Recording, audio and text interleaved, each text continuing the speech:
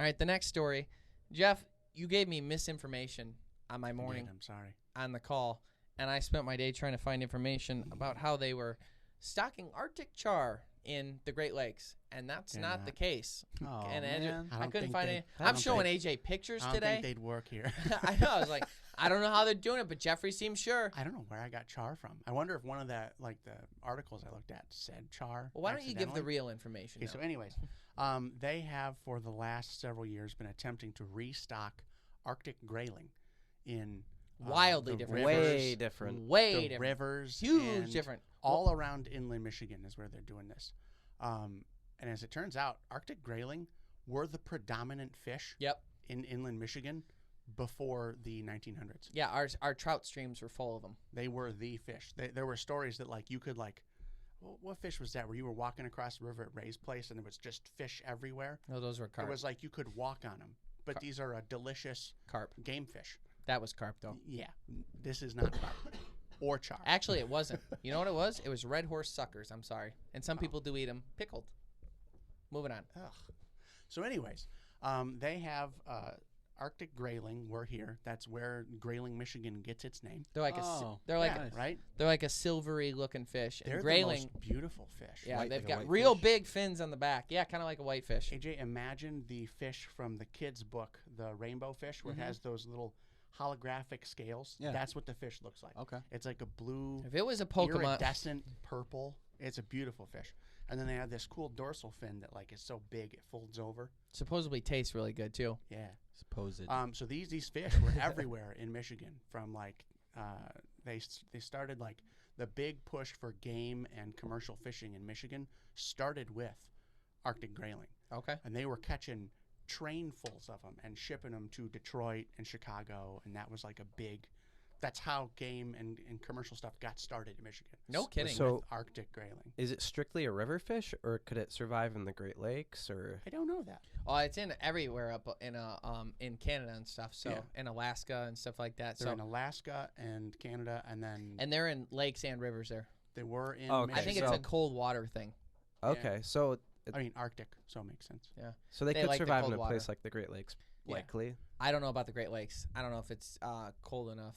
Yeah. Well, I mean, they lived in the northern lower peninsula of Michigan, so you know. That'd be It cool gets to its see. warm Well, I spots. wonder how that would affect what we have now. Everyone's so Well, they competed with brook trout, but then we brought in all the brown trout and rainbow trout, and then got rid of all of them. So So they were really big in the late 1800s. people fly fish for them. And then, like a lot of other fish around here, they started logging, especially after the Great Fire in Chicago, and they were cutting down all these trees, just letting them go into the river, and then floating them down the river. And while they're floating down the river, they're just destroying habitat. Oh yeah, okay. So this was like the 1880s, I think, And then as it gets into the early 1900s, between overfishing and then introducing the brown trout, which was eating all their eggs, just destroyed the population. And then by 1930, they had listed them as critical.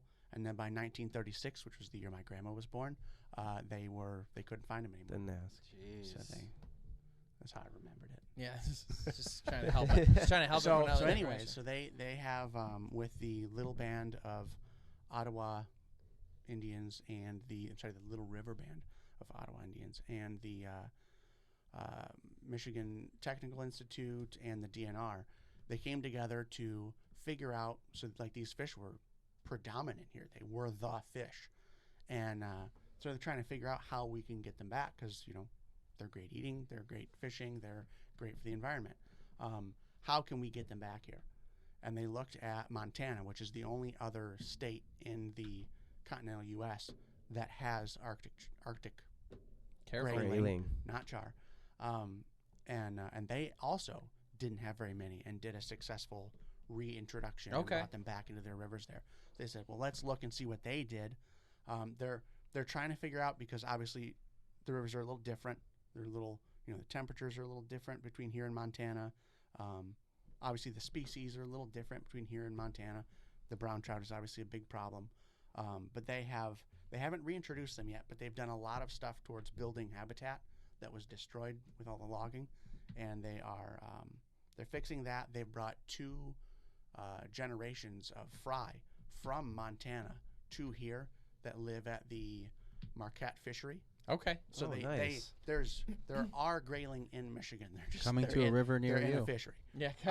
And they haven't figured out, so they're spending all this time doing research. They're breeding them, trying to figure out what temperatures work best for them, whether they can live with brown trout under certain circumstances, and they found that they can. They just have to, very carefully monitor it and keep track of, population rates and whatever. But they are working towards reintroducing them, and they're hoping that in the next 10, 15 years, there will be a sustainable population that we can fish, which So I'm really looking forward to. what would be the, other than having the Arctic grayling come back and something extra to fish for that tastes good, Mhm. is there any advantage to the ecosystem in bringing that back? Because by now our ecosystems are adjusted to not having them. Yeah.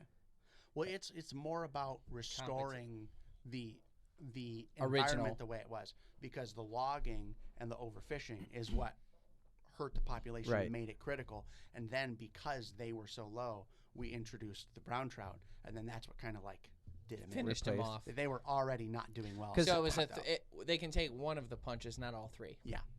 How I see the issue though is you see this with species all the time. Well, let's reintroduce a species. It was here. So they reintroduce it. Yeah. Well, look what it did to the ecosystem. Yeah, And then they're always surprised shocked, by yeah. it. Yeah. It's like, well, that's how it was, and then it changed because you made a change Right. that you weren't used to, and Like now the you're not. wool- And like now the you're, wolves. exactly, and now you're not happy. Mm-hmm. So But I'm you'd just. be happy because they're a really pretty fish, and I want to catch one. But if them and brown trout can't live together, then that's where I see an issue because you have a lot of people who come here for trout fishing. Sure. Like that's set in their ways that you can come here for brown trout. Yeah, you Yeah. almost have to switch the culture around to That's like the accept, part I'm worried about. Except Yeah.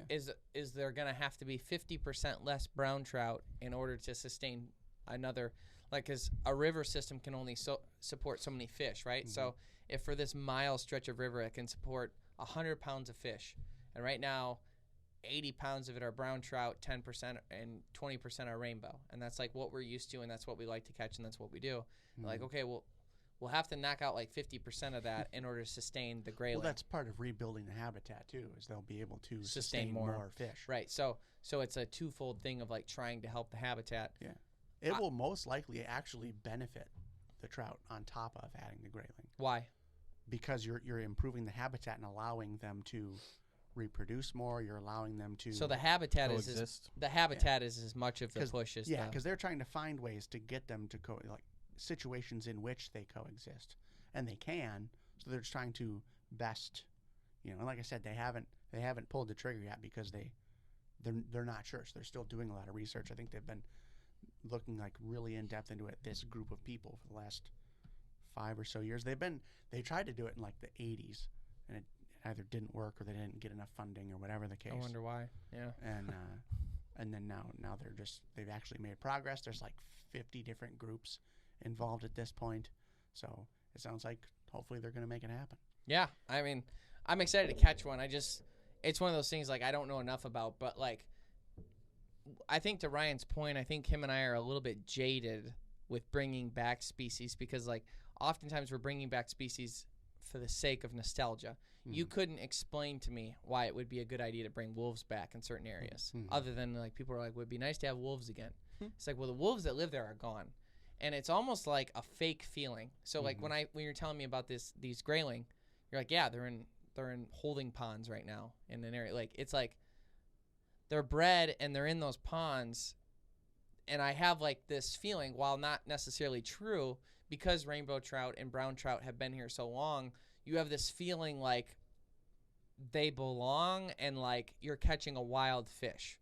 Mhm. Yeah, sure, you trace their ancestry back and it was the same situation then as this is, where they released all these brown trout and now that's why they're reproducing. Yeah. But it's like you have this feeling that it's a wild fish. Whereas if I catch a grayling in 5 years, I'm going to feel like it just came out of a... You caught a lab fish. Mhm. Yeah. And it's like, so there's that. Yeah. And I'm not saying that's the right way to feel. I'm saying that's how it feels. And then number two, you look at things like for the nostalgia of like, well, we used to have wolves, so we should bring them back. It's like those wolves are gone. The wolves that were there are gone, for better or for worse. And you're bringing in new wolves, and right now like for instance in Colorado, the elk populations are, there's more elk there than anywhere else, and now there won't be because you're bringing back wolves, which hurts the economy, which hurts the hunter success, which hurts getting new hunters involved because there's less success. It hurts hurts a lot of things. So it's like for the sake of doing things, it's not always the right move. So I'm not saying that's the case with this at all. I'm saying I think that's where Ryan's coming from because I have like those are like where my brain goes right away, But if I got more information, I might not feel that way. I'm nervous that in the United States we're creating this system where it's like a fine line between rehabilitation and Playing a science project. Right. Yeah, science project where it's like mania. Well, are you just doing this just cause? Is it because you're getting paid to do something, so you're finding something to do, or are you doing it because this is actually what's healthy for the ecosystem? And in many instances, it's not been healthier for the ecosystem. Yeah, I mean, the Great Lakes are nothing but a giant 8th grade field trip. Friggin' There's just time capsules Yeah. line the bottom of the lakes. I mean, it's a big aquarium. That's how we treat it. Yeah. Don't get me wrong. I want funding so that we have sustainable fishery so we can catch fish. Right. I want hatcheries. I Someone want at those least things. attempting to look at the habitat. But it's like when and- something new comes along, when we've You seen don't so many know. things go wrong, it's like, oh, hold on. Yeah. But Maybe we don't need peacock bass in the canals. Maybe we don't need, well, no, I'm just kidding. Don't go there. Well, thank you so much for tuning in to the Green Outdoors podcast. Hopefully these topics were interesting to you because they sure are interesting to us. Definitely. Check us out on Facebook, Instagram. Also check out our secondary Huntcast TV show on Carbon TV and YouTube. It's where we take you on some of our quick trips and experiences there. Check out our outdoor education series on YouTube. If you're looking for how-to videos for the outdoors, or you're just always excited to see high-quality, good outdoor content and learn something new, check out that series there. And check us out on Sportsman Channel Saturdays at 9:30 p.m. Eastern Standard Time. We're not just a video podcast. We are also an actual TV show. We'd love to take you on our adventures there. Thanks so much for tuning in. See you next week, and stay green.